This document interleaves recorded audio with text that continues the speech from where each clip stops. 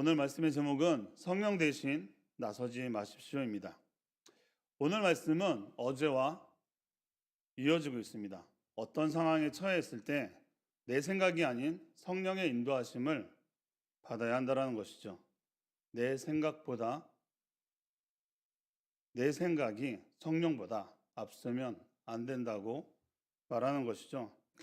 오늘 묵상 시작을 이렇게 합니다. 성도의 삶에 발생하는 상황들은 하나님에 의해 정해진 것입니다. 성도의 삶에 우연이란 없습니다. 하나님은 섭리 가운데 당신이 전혀 이해할 수 없는 그런 상황으로 인도하십니다.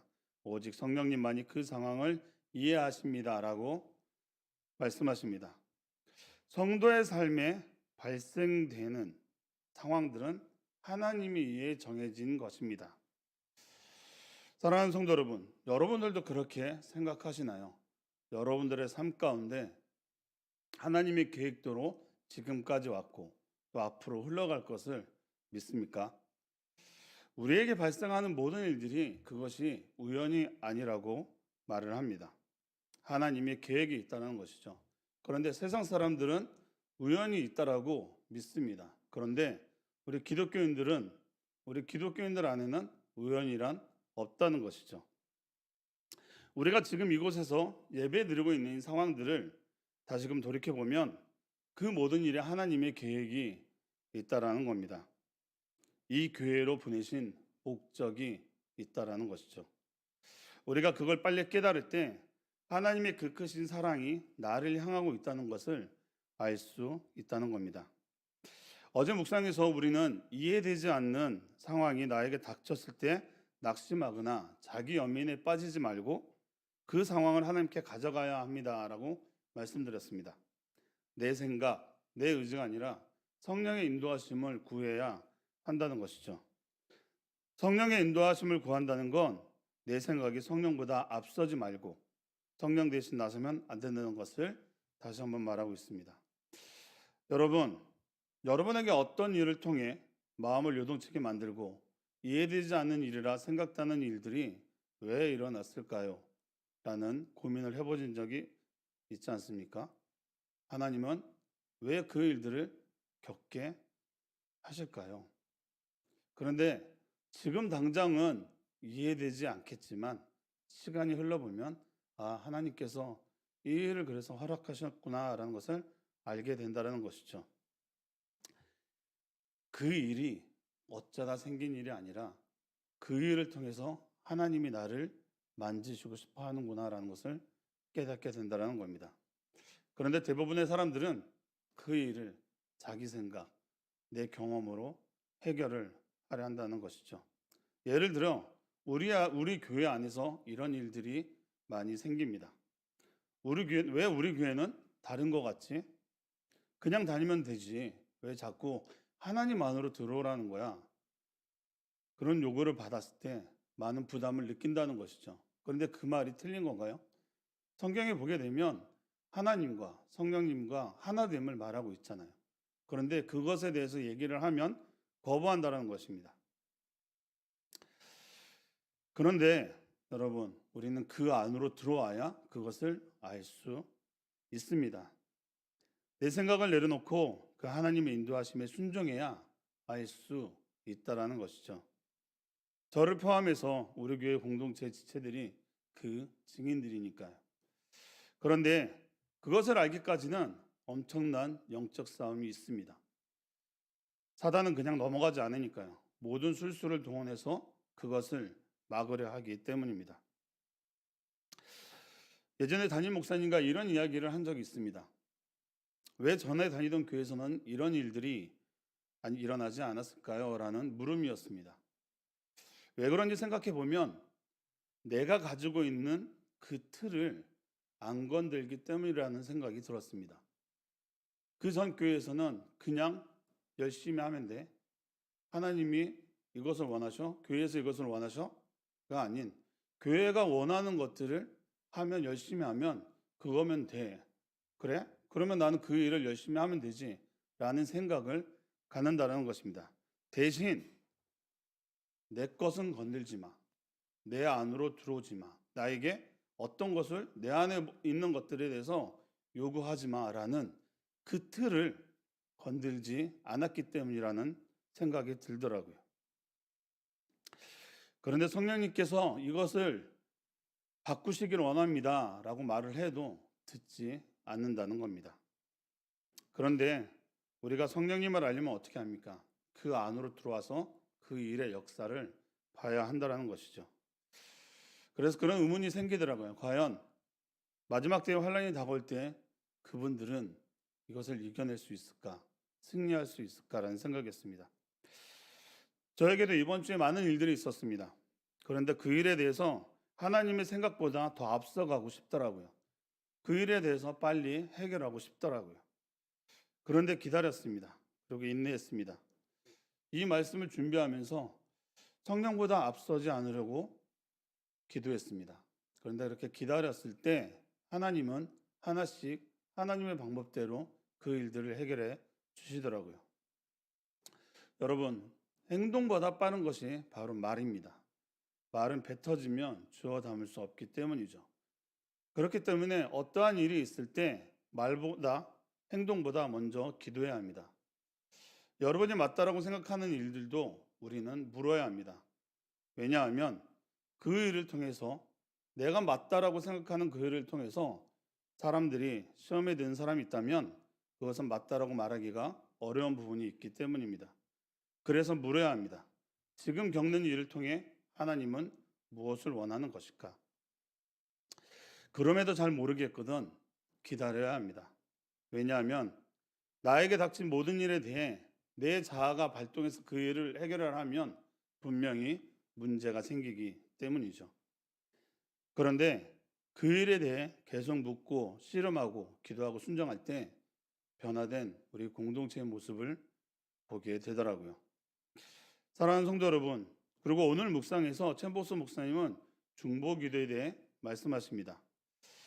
챔버스 목사님은 말합니다. 하나님께서 당신을 특정한 장소와 사람들과 환경 속으로 인도하시는 이유는 당신 안에 계시는 성령께서 중보하시게 하기 위함입니다.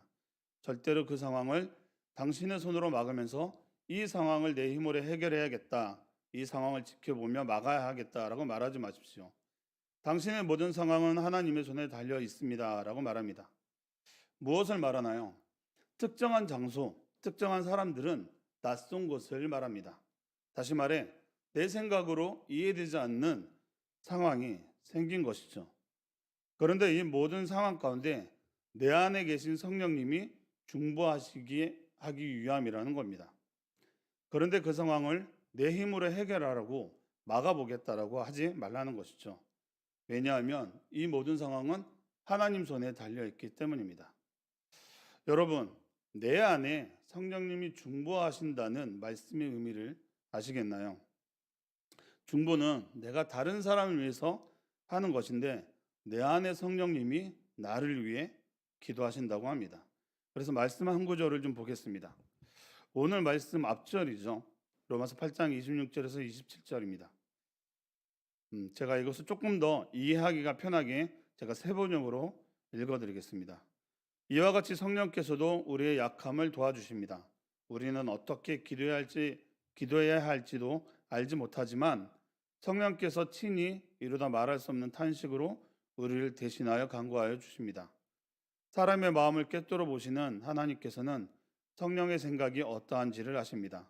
성령께서 하나님의 뜻을 따라 성도를 대신하여 간구하시기 때문입니다. 이 말씀은 두 가지를 좀 말할 수 있겠는데요. 먼저 나의 기도를 할 때입니다. 우리가 처한 상황 가운데 무엇을 어떻게 기도해야 할지, 무엇을 구해야 할지 모를 때 그럴 때가 있죠. 그럼에도 하나님 앞에서 엎드릴 때 우리의 마음을 아시는 성령님께서 우리를 대신해서 기도해 주신다는 겁니다. 다시 말하면 우리가 처한 상황 가운데 느끼는 감정을 성령님이 하나님 앞에 올려드린다는 것이죠. 그렇게 성령님께 온전히 나를 맡기게 되면 어떤 일이 생기느냐? 나를 향한 기도, 이 문제를 해결해 주세요라는 기도가 하나님이 원하시는 기도, 이 일을 통해 하나님의 뜻을 알게 해주세요라고 바뀐다는 겁니다. 사도 바울은 고린도후서 12장 7.8절에 이렇게 말씀하십니다. 제가 읽어드릴게요. 내가 받은 엄청난 계시들 때문에 사람들이 나를 과대평가할는지는 모릅니다. 그러므로 내가 교만하게 되지 못하도록 하나님께서 내 몸에 가시를 주셨습니다. 그것은 사탄의 하수인이라 할 수 있는데 그것으로 나를 치셔서 나로 하여금 교만하지 못하게 하려 하시는 겁니다. 나는 이것을 내게서 떠나게 해달라고 주님께 3번이나 간청하였습니다. 라고 말합니다. 사도 바울은 사탄의 하수인이라고 말할 수 있는 내 몸의 가시를 제거해달라고 여러 차례 기도했지만 하나님은 들어주시지 않았죠. 그러나 하나님의 뜻을 아는 사도 바울 안에 성령님은 이것이 무엇을 의미하는지 깨닫게 해달라고 기도하셨다는 겁니다. 그 결과 바울은 9절 말씀을 받게 되는데요. 그러나 주님께서는 내게 이렇게 말씀하셨습니다. 내 은혜가 내게 족하다. 내 능력은 약한 데서 완전하게 된다. 그러므로 그리스도의 능력이 내게 머무르게 하기 위하여 나는 더욱더 기쁜 마음으로 내 약점을 자랑하려 합니다. 라는 고백을 한 것입니다. 사도 바울은 자신의 약점이 그리스도의 능력이 그의 삶에 머무는 계기가 되었다며 자랑거리로 생각했다는 겁니다. 이것이 성령님이 우리를 위하여 하는 기도입니다. 두 번째로 남을 위한 중보 기도를 할 때가 그렇습니다. 다른 사람들을 위해서 기도할 때 우리는 그 사람의 처한 상황만 보며 그거 해결해달라고 기도합니다. 그러나 성령님은 우리의 기도를 바꾸십니다. 지금의 문제의 해결보다 그 일을 통하여 변화시키려는 하나님의 뜻을 알게 해달라고 기도해야 된다는 겁니다. 우리가 기도를 할 때 구해야 하는 모습이죠. 내 뜻이 아닌 하나님의 뜻을 구하는 기도. 묵상 끝부분에 이렇게 말씀을 하십니다. 분명한 자세를 취하지 않으므로 또는 주를 위해 성령 대신에 일하려고 하므로 성령의 역사를 어렵게 하는 것은 아닙니까? 나는 내가 의식할 수 있는 삶의 부분을 성령께서 거하시는 성전이 되게 해야 합니다. 우리가 가장 많이 하는 실수 중에 하나가 바로 이것입니다. 공동체 안에서 어떠한 일이 있을 때 그것에 대해서 분별력을 가지고 나아가야 하는데 그 문제를 들은 나는 내 힘으로 내가 알 수 있는 그것을 해결하려 한다라는 것이죠. 그런데 만약에 그렇게 그 일을 행하게 되면 그 사람을 향한 하나님의 계획을 그 사람이 느낄 수 없다라는 겁니다. 그렇기 때문에 우리는 분별력을 가지고 그 상황에 대해서 기도하며 나아가야 하는 것이죠. 그런데 여기서 말씀하시는 부분 중에 하나가 중요한 것이 있는데 그렇게 성령님께서 우리 안에서 기도하기 원하는 마음이 있어야 되는데 그 성령님의 전을 우리가 거룩하게 갖춰야 한다는 것입니다. 고린도전서 6장 19절 20절 말씀이 이렇게 말하고 있습니다. 너희 몸은 너희가 하나님께로부터 받은 바 너희 가운데 계신 성령의 전인 줄 알지 못하느냐? 너희는 너희 자신의 것이 아니라 값으로 산 것이 되었으니 그런즉 너희 몸으로 하나님께 영광을 돌리라. 이 말씀은 우리의 삶 전체가 우리의 몸과 삶 전체가 성령께서 거하시는 성전이니 우리의 삶, 몸, 생각, 언어, 행위는 모두 거룩해야 된다라고 말하는 것이죠. 그리고 이 중보기도가 중요한 이유 중에 하나는 챔버스 목사님이 이렇게 말합니다. 우리가 기도하지 않으면 누군가 영적으로 기갈된다라는 것입니다. 영적으로 기갈되고 있다라는 거예요. 여러분들은 이런 경험이 없으십니까? 저는 이런 경험이 있습니다.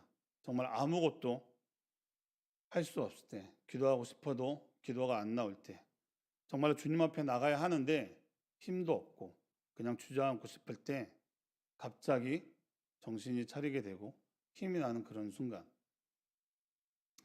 그 회복되게 하는 힘을 얻게 되는 것이 바로 다른 사람들이 나를 위한 중보기도의 힘 때문이라는 겁니다. 우리가 월요일, 화요일 날 중보기도 하는 이유가 거기에 있는 것이죠. 말씀을 마무리하겠습니다. 오늘 말씀의 제목이 성령 대신에 나서지 마십시오입니다. 오늘 말씀을 준비하며 저를 새움누리교회로 이끄신 하나님의 놀라운 계획을 나누며 마무리하려 합니다. 전에 교회에 있을 때 지금의 담임 목사님께서 개척을 위해 나가실 때 많은 분들이 왜 같이 나가지 않느냐고 질문하였습니다.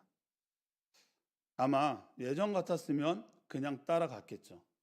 너무나도 좋은 관계를 유지하고 있었으니까요.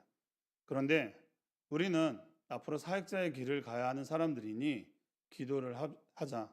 하나님께서 지금 이 순간을 원하시는지. 그래서 우리 부부는 같이 함께 기도했습니다. 그런데 하나님은 말씀하시지 않더라고요. 그런데 얼마 안 있다가 성가대 지휘자를 해달라는 권유를 받았습니다. 지휘를 하면 한 학기마다 소정의 장학금이 지원이 됐습니다. 여유가 없던 우리 가정에 하나님이 물질의 도움을 주기 위해 응답이 없으셨나 보다라는 생각을 했습니다. 이 우리 가정을 머물게 하신 하나님의 뜻이 있었다라는 생각을 한 것이죠. 그런데 이 일은 하나님의 계획 가운데 아주 작은 부분이라는 것을 알게 됐습니다. 제가 성가대를 하면서 만난 가정이 강태춘 집사님과 조경 집사님입니다. 강 집사님과 지휘자로 성가대 회계로 밀접 관계를 가졌었고 또 잘 챙겨주셨습니다. 물론 그때 민지자매도 간간히 보긴 했죠. 그러나 코로나로 교회가 예배가 멈추니 성가대가 못 서게 되고 지휘를 안 하니 지원이 끊겼습니다. 하나님은 그때 담임 목사님을 다시 만나게 하셨고 저는 우리 교회로 오게 됐죠. 그렇게 전에 교회와는 관계가 끊어져 버린 것이죠. 그런데 어느 날 강 집사님께 연락이 오고 어떤 일로 인해 강태춘 집사님과 조경 집사님이 우리 교회로 나오게 되는 일이 생긴 것입니다. 그래서 생각했습니다. 하나님이 그곳에 남게 하신 이유는 이 가정을 우리 교회로 인도하시는데 나를 통로로 사용하시기 위함이었구나라는 생각을 했죠. 그런데 하나님의 계획은 더 큰 계획이 있었던 것입니다. 바로 민지자매를 하나님이 만나시기 위함이었다는 것이죠. 민지자매를 통해 살아계신 하나님이 증거되고 또 민지자매를 통해서 그 은혜를 누리는 시간을 우리가 지금 갖고 있기 때문입니다. 그리고 민지자매를 통해서 그 가정에 더 큰 은혜가 임하기 때문입니다. 이 일들은 지금까지의 진행형은 여기까지지만 하나님의 계획은 계속해서 흘러가고 있다는 것이죠. 그래서 우리는 앞으로 더 큰 계획을 보게 될 것입니다. 근데 여러분 그때 제가 제 의지로 만약에 그 교회를 떠나 담임 목사님과 함께 우리 교회로 왔다라고 하면 강태춘 집사님과 조경 집사님을 만날 수 없었을 겁니다. 그러면 그분들이 어떠한 일이 있을 때 저에게 연락할 일도 없었겠죠. 물론 하나님의 섭리 가운데 만날 사람은 만나게 될 것입니다. 그런데 지금 와서 생각을 해보면 성령보다 앞서지 않았기에 이 일을 우리가 경험하게 되더라고요. 그러니 우리에게 여러분에게 지금 일어나는 그 모든 일들은 하나님의 계획하심이 있다라는 겁니다. 우리가 정말 10년 후에 우리가 오늘의 삶을 다시 한번 돌아볼 때 얼마나 더 큰 은혜가 있겠습니까? 그러니 우리가 지금의 이 시간을 온전히 감당하고 하나님께 기도하며 나아가야 되지 않겠습니까? 사랑하는 성도 여러분, 우리의 모든 일은 아직 진행형입니다. 힘든 일도 기쁜 일도 지금이 끝이 아니라는 것이죠. 그러니 하나님의 더 큰 계획을 바라보시고 인내하며 하나님 앞에 나아갑시다. 하나님은 하나님의 모든 것을 동원하여 하나님의 선을 나타낼 것입니다. 우리는 그곳에 같이 발맞춰 나아가면 됩니다. 기도하겠습니다. 사랑의 하나님 감사합니다. 오늘 말씀의 제목처럼 성령 대신에 나서지 않는 우리의 삶이 될 수 있도록 인도하여 주시옵소서. 어떠한 일이 생겼을 때 우리의 의지로, 우리의 힘으로, 우리의 경험으로 그것을 해결하려고 하는 마음이 생길 때 주님 그 마음을 멈추게 하시고 그 일들을 바라보며 성령의 인도하심을 구하는 우리의 삶이 되게 하여 주시옵소서. 지금 나에게 발생한 일로 많은 마음들이 요동치고 이것이 맞나 싶을 때 주님 그들에게 그 마음을 찾아가 주셔서 정말 그 마음을 온전히 하나님 앞에 드릴 수 있도록, 그리고 하나님의 인도하심을 구할 수 있도록 그 마음을 주장하여 주시옵소서. 그 마음 안에는 성령님 기도하여 주시옵소서. 그리하여 하나님의 계획을 바라보게 하여 주시옵소서. 주님, 오늘 하루도 살아갑니다. 오늘 하루도 살아갈 때 주님의 뜻을 구하며 나아갈 수 있는 우리 세움누리 모든 공동체가 될 수 있도록 인도하여 주옵소서. 예수님 이름으로 감사하며 기도합니다. 아멘.